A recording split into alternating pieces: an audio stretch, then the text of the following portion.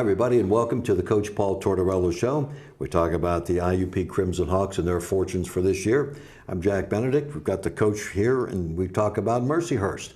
And the game, 56-24, IUP comes away with a win. Looked like a rout from the beginning. That wasn't the case. Coach, that wasn't the case at all in the first half. In fact, you get a nice lead, and we thought, here's a Mercyhurst team normally, customarily, that doesn't come back. They did come back. It was a heck of a game, and all kinds of trick plays and everything. They tried everything against you. Well, yeah, they, when we got up 21-7 after the interception returned by Tillman, they ran an option actually on a kickoff return, and we didn't defend it very well, so we gave them a short field, and then that started to get the back and forth scores back and forth, and then Quinn got hit from behind. It was questionable whether he was throwing or not. They picked it up, but he made a great play getting up off the ground and tackling the guy, saving a touchdown, and we held him to a field goal. So right then our lead kind of evaporated from 21-7 to 21-17, and then they put another score on the board. And we answered it quickly. I thought that was the key to the game. We got behind for the first time all year, 24-21, and we got the kickoff, and I think we drove 75 yards in 3 minutes and got the touchdown and got the lead before the half. And from that point on, we kind of took the game over. Things that don't show up in the box score, you mentioned about Maxwell, hustling, saving a touchdown right there. I mean, these are things, if you're watching and listening to the game, we know. But if you just look at a box score, you'd never know. Well, the great effort, it was a great effort because he got hit now. He got hit and knocked to the ground from behind, blindsided. So he got up and chased the guy down and then made a really good tackle, too. I guess when you're 6'3", 235 pounds, you can tackle, and because he looks like a linebacker. Mm-hmm. But the effort was tremendous because he saved us 4 points right there, because if it's a touchdown, it's 21-21. Our defense went out and did a good job on the 8-yard line in sudden change and held them to a field goal. So that's a play that right there saved us, just his effort saved us 4 points. The interception by Tillman, and I mentioned on the air, and I've done a lot of games, and I don't think I've ever seen anything like it. But after viewing it then on the video and so on, describe it for our fans. Well, we had a stunt that he had run, and he came clean. And they were trying to make a throw to his side of the formation, and he came clean on his stunt, and he was right there. And most of the time, you knock the pass down.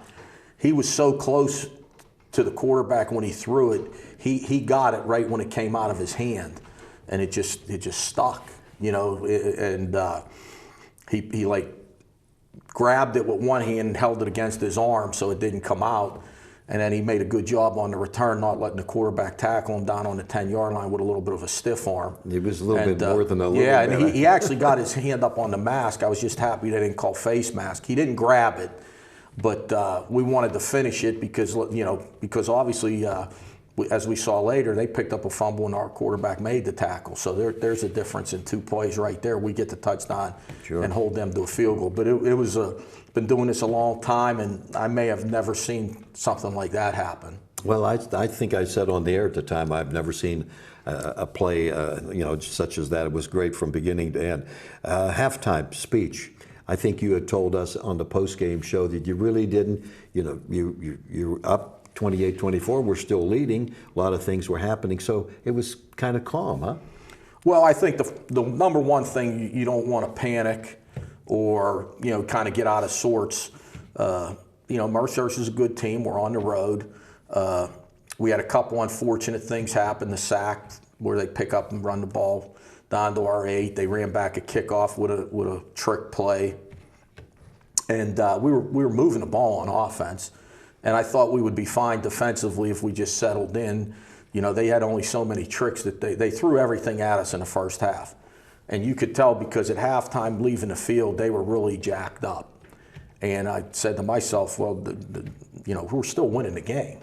So I told the players, look, we're still up 4.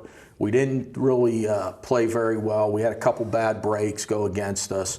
We're moving the ball on offense. If we settle in on defense, we'll be able to take this game over if we get the next score. And that's why when it was 28-24, we went for it on 4th and 2 on their 41, because I thought it was very, very important for us to get the next score and to go up by 2 scores on them and kind of get them out of their offense and make them somewhat one-dimensional and have to throw the ball down. If they were hurting us throwing the ball to 21, the running back who was in a lot of different formations, and he was lining up as a wideout, and they were hitting the fullbacks and the tight ends out of the backfield. They weren't really throwing the ball that much down the field. So I thought if we would make them throw the ball down the field to their wide receivers, if we got up by 2 scores in the second half, that would play right into what we needed. Yeah. So that's why on the 41, 4th and 2, I felt confident we would make it. And that was probably the play of the game, Quentin and Watts. It was a great play. Heck of a play. I mean, he had to go up and grab it, pull it in. Of course, he is 6'3", but no question, play of the game.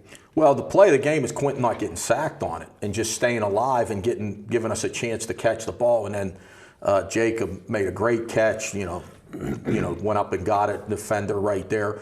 We had the momentum because, we had just intercepted the ball. Amendola just had an interception. We had the ball on the 50 or 49-yard line. And I felt like right then and there we had the momentum and we had to make something happen. And, really they kind of bailed me out there because they had a great call, Mercyhurst, for the play we ran. They blitzed right into it. And both Quentin and Watts made a great play, and then we went on and scored. On the very next play, we hit Dwane Brown on the post. So we got that 2-score lead, and I thought then we were in pretty good shape. You wanted to get the rushing game going, and you did. 204 yards. Pardon me. There's something that you hadn't been able to do. But what was the difference there? Just the idea that it was more competitive in the second half, and you picked it up from there? I think a little bit of that, but I think what happened was we were having so much success throwing the ball that, we were getting the box light. And, when that happens, we're going to run it. And we hit 2 counter plays. Justice went 55 yards for a touchdown on the one counter, and Malik went for a 25-yard touchdown on the other counter. And we just started running the football and kind of mixing it in and controlling the game, keeping our defense off the field. So it was part of, who we are. We had made a lot of plays early in the game, in the pass game in the first half, and then we kind of took the game over running it in the second half. Defense getting better, isn't it? I think we're fine defensively if we just, lock into what our assignments are. A lot of teams we've played so far this year have given us a lot of different things that they hadn't shown on film. A lot of unconventional things, a lot of motion and shift, and a lot of, we call it reindeer games, so to speak. We have a saying for it. And it kind of, keeps you off balance, and we kind of let it affect us a little bit in the first half against Mercyhurst. And then we just settled in the second half. We just said, no matter what they do, if we just play, we had 3 or 4 calls that we kind of said this is what we're going to go with in the second half. And, just let our defense play and play fast, and we played pretty fast in the second half. Well, we know this is the time of year where the competition gets tougher. So California coming up to 3-1, they lost to Kutztown earlier. I was amazed by this one stat. They're giving up 17 yards rushing a game.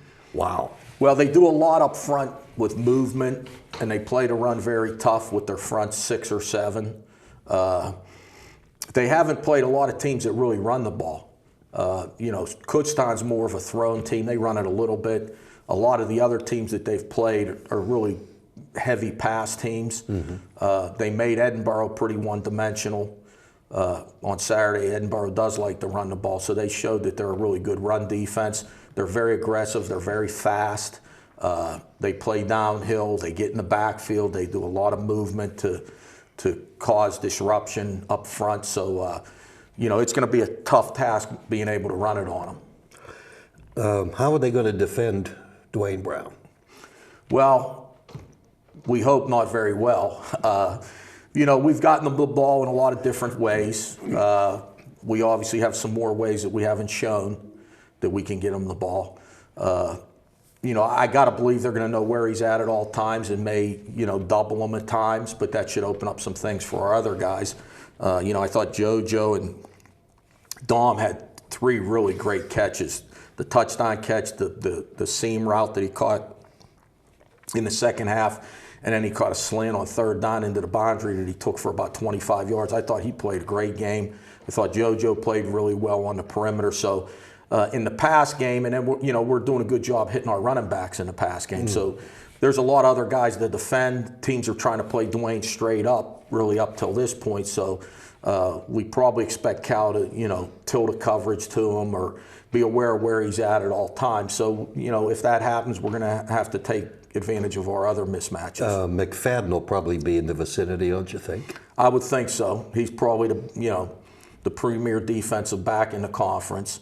Tons of big plays. Against us, obviously, he had the long interception return for a touchdown. He's a playmaker. He's a big play waiting to happen for their defense. So, they got to be aware Dwane is. We got to be aware of where he is also. Our offense has to understand where McFadden is and whether he's in the box, whether he's playing, on the perimeter, whether he's blitzing. He just makes all kind of plays, and we got to try to not let that happen Saturday. We were impressed by Noah Mitchell last year, quarterback as a freshman. What do you see in him in video now compared to last year? Very strong arm, can make every throw on the field. He'll be on the far hash, and he'll throw the ball to the far sideline. With a lot of quarterbacks, you're making quarterbacks throw that. Well, he can do it. So, there's nowhere on the field where he can't throw the ball. He throws it deep. He throws the intermediate routes very well. So he's got a quick release, and he's big, and he's got a great arm. The matchup with Cal and IUP has really been something over the years, and I guess in the last maybe 15, it's really escalated. In this Coal Bowl deal, it's like the home team comes up with the win. Right. I'm glad you're home today. Well, I hope so. I hope it stays that way. Right. Which has really happened is the last 8 years is the home team's won, and it's been a one-score game. Every game, both here at Indiana and at California, the home team has done just enough to win the game, but it's been a 2 or 3 play either way, could have changed the outcome of the game. It's both like I said, here and away, they've been close games, so it'll be a tough game Saturday. It's early in the week yet when we're doing this, but just speculating and looking at game day injury-wise, who might not play. Well, right now the 2 guys that are questionable are Streeter and McAllister. Streeter is obviously our boundary corner, calling offensive guard. We've played the last 2 weeks without both of them. Good players that we'd like, we're going to need to play hopefully if they're healthy this Saturday. But right now it's questionable whether both of them will play. We'll see what happens this week in practice. But right now it's just really a question mark on both of them. You have to be encouraged, though, by a lot of these freshmen that are playing, either freshmen or redshirt freshmen. I'm sure they're making mistakes, but they've contributed in different ways. Yeah, and they've held their own. We're starting a true freshman in the secondary. Cobb, the other true freshman, played the whole second half against Shippensburg, the whole game against New Haven. Not Shippensburg, against New Haven, and here last week against Mercyhurst. So he's played really. It's like he started 2 of the 4 games. So we've played with 2 true freshmen in the secondary, and so they've kind of gone through the ropes here for 4 games, and hopefully they've learned a lot and can let their talent take over. But they're both talented guys that are fast, long-armed, athletic guys that fit in with our defense. So hopefully they'll continue to get better. Mm-hmm. Well, in addition to the Coal Bowl, just happens to be homecoming too. That fits in nicely, and the atmosphere has been great, hasn't it? Before and during the course of the game on Saturdays. Yeah, I would expect probably to have one of our bigger crowds, of not only this year, of maybe the last 4 or 5 years, this Saturday homecoming against Cal. They're really good. We've had a little bit of success so far this year. Big rivalry, Coal Bowl. We're looking forward to it. It'll be a tough matchup. We have a lot of respect for their staff and what they do and how they run their program. So, we're looking forward to it, but it'll be a tough test. Well, best of luck. We'll have some fun. Go out on another rivalry game, IUP and Cal. You don't even have to say much more than that. 2 o'clock kickoff for us. Yeah, it'll be, supposedly, hopefully the weather's good. We've had some good weather. for our home game. So we get a nice day. Hopefully we get a great crowd, and they'll help us to a victory. Yeah, good luck, Tort. Thanks, Jack. Coach Tortorella with us, and it's IUP 4-0, California 3-1, 2 o'clock kickoff. Come on out, see what should be a great day of football. For the coach, this is Jack Benedict. Bid you a very pleasant good evening.